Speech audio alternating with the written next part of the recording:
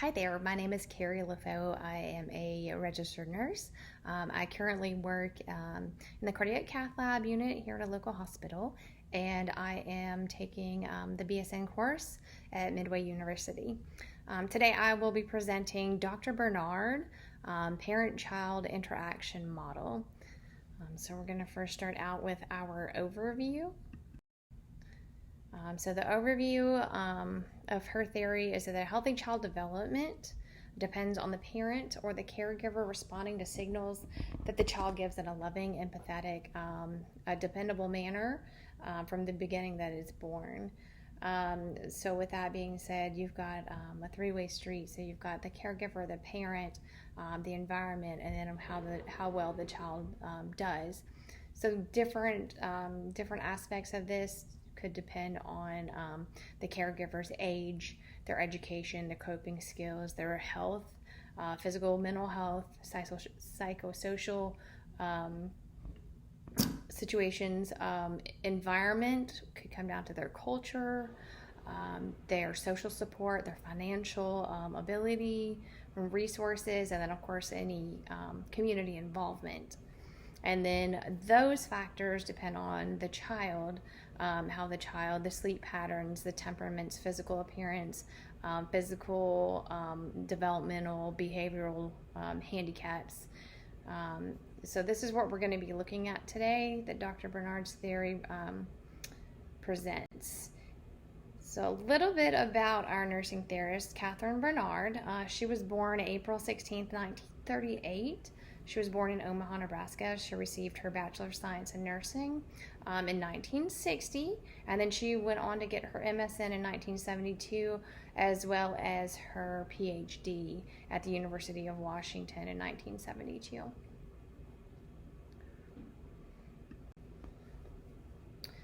Nursing theorist, her biography, she was considered a pioneer. She worked to improve the mental and physical health outcomes of young children and infants. Her work, she won numerous awards, including the Gustav O. Lehard Award, as well as the Epstein Award, and that is considered one of the highest nursing honors. Following her work, it made her recognizable internationally as a renowned researcher, as a teacher, and also as an innovator. She maintained her focus on the mental health of infant and children from birth to 5 years of age. She was a board member. She was on many committees. She was the board member for 0 to 3, which you can find more information on 0to3.org. But what it says is that it was an organization to ensure that babies and toddlers benefit from family and community connections. So they're saying it's critical for the well-being and development of that child. So healthy connections would equal a healthy baby, a healthy child. She was also the board member for Foundations for Early Learning. She was the commissioner at King County Commission on Children and Families, National Alliance of Children's Trust and Prevention Funds, prevention of abuse and neglect, and then of course the infants' mental health and development there at the University of Washington. Her work history is it's incredibly long. She just progressed over the years and she was very motivated to make sure that her theory was researched, to make sure that her theory was proven and that it was done to help the infants and the children and the parents as a whole. So in 1972, she began out as the professor at the University of Washington. In 1985, she was the adjunct professor of psychology at the University of Washington. And then in 1987, she did lots of principal investigation work, many different areas at Washington State. So here is her model. It's got the child interaction theories, cool little chart to your left. It's got the caregiver-parent characteristics. So sensitivity to cues, alleviation of distress from the parent, and then of course providing that growth fostering situations and simulations. That's going to come from the parent. And then go over to the child. You've got the clarity of cues and responsiveness of the caregiver or parent. So it all makes a circle. The interaction of the caregiver, the environment, and the child. That focuses on the growth and development of the child, and then the mother-infant relationship. Like I said, Dr. Barnard really focused on that mother-infant relationship. The characteristics influence the parent-infant system, and the adaptive behavior modifies characteristics to meet the needs. So if that baby is crying, dependable, loving parent goes and picks child up, rocks child, hopefully soothes child. If that doesn't work, the baby is going to clue that parent in by keeping by continuing crying. By maybe the parent will feed them. If that doesn't work, change their diaper. If that doesn't work, it's a process. Dependable parent gets the clues. The baby will respond also back in. It's this back and forth model of give. They both give this, the baby gives that, the parent gives this, the baby gives that. So you made me happy, I stopped crying, etc. So here is her parent-child interactive model.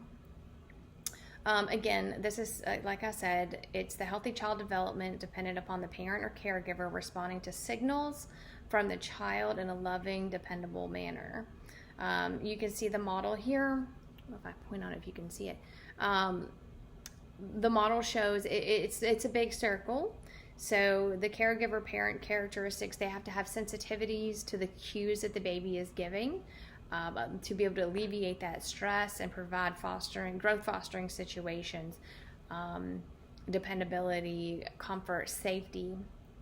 The child, on the other hand, is providing clarity of cues and responsiveness to the caregiver and parent. So if the baby cries, the responsible, dependable, sympathetic parent will go pick up the baby. The baby will then hopefully be soothed and stop crying. Another thing that Dr. Barnard came up with was rocking babies, which we all know that babies like to be rocked. But she came up with that, and they provided numerous rocking chairs, now gliders, in the NICU nurseries in the hospitals then. And not only did it show that it soothed the baby, but it helped with their weight gain. They could socially, they could get that interaction socially, and that would help them grow. So that's pretty interesting in her theory there, and was proven true. So there are a few strengths and some weaknesses to this model. The strengths are the simple concepts. The baby is giving off the cue, the parent's picking up the cue, and sympathetically, dependably working on making the child better with whatever is going on, crying, stopping the crying, doesn't stop crying, changing, feeding. Affection, singing to the baby, reading to the baby, just that interaction. So those are the strengths, the simple concepts of, baby needs parent provides. Social interactions, again, what are the baby surroundings? Are they in a good environment? Are they in a stable environment? Are they in a safe environment? Are they in a home where there's both parents? Are they in a home where there's one parent? So both of those are very important to the success of the mental and the behavioral development of that child. Her weaknesses in the theory, there's little information used about the stable environment. So if you've got a single parent home, if you've got abuse, physical, sexual, mental abuse, if you've got substance abuse in the home, if you've got parents that haven't been taught how to appropriately care for a child, these are going to be weaknesses to that model. Again, population specific, and then again, if someone is not trained, it's definitely going to it's going to impact those interactions between mother and child or father and child. She mainly focused on mother-infant interactions, but they have since researched all the above. Here's a cool little chart. It might be hard to see, I'm sorry. So it shows here caregiver, the physical health, the mental health, the coping ability, and the education level, along with the environment, resources, what's available, the financial aspect, animate objects is then going to lead to the child development regulation. So if they're in a good environment, the strengths are that this child is going to grow, it's going to socialize, it's going to be well-tempered, no stress, little stress, there's always stress, but it's going to be able to handle those stressors, as opposed to a child that is in a bad environment. They're going to be more aggressive, they're going to have more anxiety, and just not be able to do as well overall. The learning curve there is behind according to this theory. So 3 concepts. The intersection among the caregiver, environment, and child are in interaction, similar to the Venn diagram. The theory proposes that the individual characteristics of each member influence the parent-infant system, and that the adaptive behavior modifies these characteristics to meet the needs of the system. So again, it is a step-by-step process, and then depending on what environment, what they're given, and how the parents react to that child, is she's saying that that's how that child is going to effectively grow and or not grow. And the healthier, of course, the healthier environment, the healthier the baby, is what Dr. Barnard said. She also came up with this tool. It's an assessment tool. It's called the NCAST, a Nurse Child Assessment Satellite Training. So this assessment was able to provide healthcare workers, I think they said it was like 600 workers that they provided, nursing workers around the world, with guidelines for assessing infant development and parent-child interactions. So they were able to teach the nurses to where they could assess this, and then they could provide the adequate information to hopefully give that child a healthy home, to hopefully make that bond between parent and child, and be able to find those cues when something's not right. Here is the nursing paradigm versus the nursing theory. The nursing paradigm is a model that explains the science, theory, and philosophy accepted and applied by that discipline, whereas the theory explains and brings about the causal relationship and the phenomenon. So those are just the 2 differences in that. Okay, so the theory nursing practice. What is theories of nursing practice? This is a systematic view of a phenomena that details concepts, definitions, relationship cultures, and propositions. So for the concepts, it was going to be the relationship, that person, parent and child relationship for the first 5 years. The definitions is going to be person, health, environment, and then nursing education. Relationships, cultures, again, that depends on single parent home, multi-parent home, who takes care of the child, if it's the mom taking care of the child, or the dad taking care of the child, both, a nanny, just kind of those different relationships. And then, of course, the propositions are just the basic needs of the child, rocking the child, soothing the child, comforting the child, giving the child stimuli, visual stimuli, auditory, socialization, those types of things.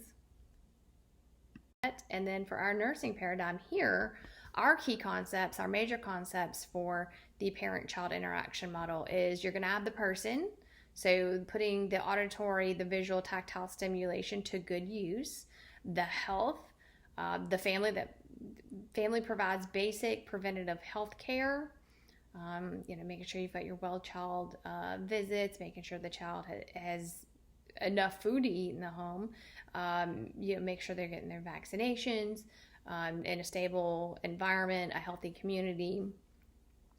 That actually brings us down to environment. So the environment around them, the environment that provides objects, sights, sounds, people, and places.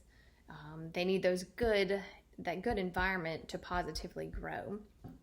And then, of course, nursing. As nurses, we facilitate the education and the changes needed to make that happen. Nurses are always teaching. So our BSN competency, I picked the human flourishing. I think Dr. Barnard definitely, I think her model fell towards this. So the human flourishing is defined as an effort to achieve self-actualization and fulfillment within the context of a larger community of individuals. Like I said, as a nurse, we help individuals reclaim, develop new pathways toward human flourishing. We want each of our patients to do well. We want our families to do well. She used this competency in her nursing to improve the parent-child interaction and to help the child flourish with adequate love, dependability, and care.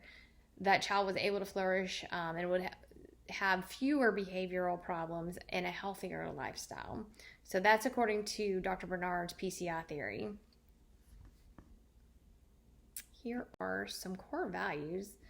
You've got caring, integrity, diversity, excellence, and then culture awareness. I think for Dr. Barnard's theory, her parent-child interaction theory, caring was a big one. Promotes healthy healing and hope in response to the human condition, as well as integrity. She's respecting the dignity and moral wholeness of every person without condition or limitation. And then diversity, affirming the uniqueness and differences among the person's ideas, values, and ethnicities. She also, of course, they all can fit into her model, but those were my top three after doing the research and looking through everything that I saw that she fell into, whether her PCI model fell into. So again, here are a few more environmental factors in the model. She identified the environmental factors that are both critical to the child's well-being, as well as demonstrating the importance of the parent-child interaction as a predictor of later life cognitive and language development. Negative factors included, like I said, separated or divorced parents, substance abuse in the home, depression, mental health, verbal and physical abuse. 3 types of negative factors that can lead to child having behavioral and learning problems. Also show signs, like I said, of aggression or anxiety. Poverty-stricken families have an increased risk of children dropping out of school, getting in trouble. So they're not learning as much. Their behavior is worse. And that's kind of the overall theory in that.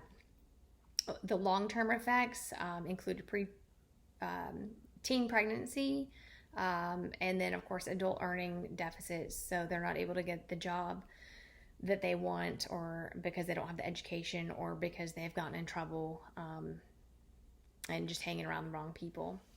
So positive factors include, obviously, the opposite: a good environment, good stabilization, good dependability, a family that loves them. Those children are going to be happy, outgoing, excelling in school, participating in sports. They have better coping mechanisms. They're going to have less stress, less anxiety, and just overall a better lifestyle. And that's going to grow with them over life. That bond is going to grow. So that was her theory. So here is a comparison: Dr. Barnard's theory versus Piaget's theory. In her theory, again, she used person, environment, nursing, and health.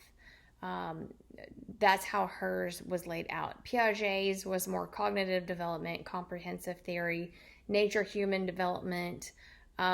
He used the sensory motor stage, which was newborn, pre-operational stage, which was toddler, concrete operational stage was school age, and then, of course, the formal operational stage was preteen, teen.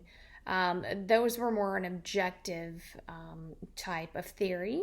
He could physically, he had them in stages. He could see them laid out. Whereas Barnard's was more subjective because hers had a lot of variance in it, with the person, the environment, the health, the financial aspect. So hers, I felt, was more of a subjective theory, a good theory, lots of good research and lots of good education.